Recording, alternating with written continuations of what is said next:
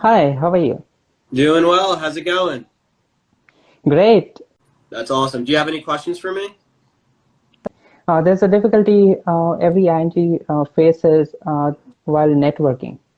Yeah. They're not able to get through to the physician and Hmm. get strong LORs Yeah. and support.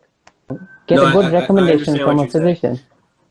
So look, and I want to put this out there. I'm not an expert with IMG matching for residency. I mainly our expertise is pre-med students specifically, or pre-dental, pre-PA. But for networking in general, there's certain principles that are universal, right? So if you want something from someone else, the best way to eventually get there is to try and provide them as much value as you possibly can.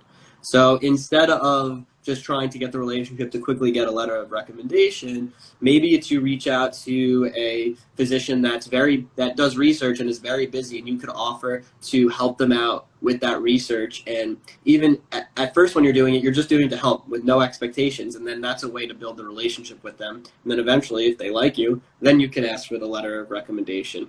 Or for especially for international students, if you're doing like a rotation in the States, again, just doing anything you can to be an asset to these physicians and not just being in it for the letter of recommendation, then you're more likely to actually get a good letter of recommendation.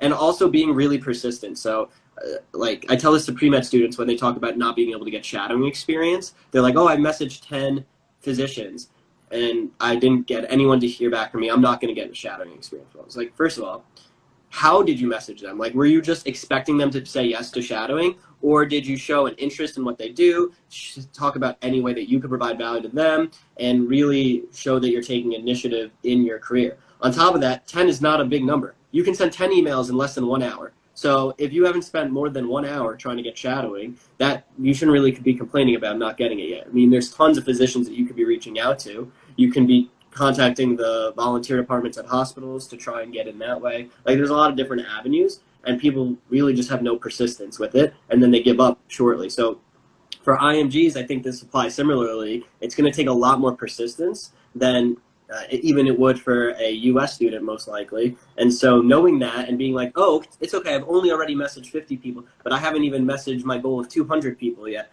is a better outlook, because then you won't get as discouraged when it's not like things are happening right away. That's awesome. That's some real good advice. Thank you so much. I'm glad. Yeah, no problem. You have a great day.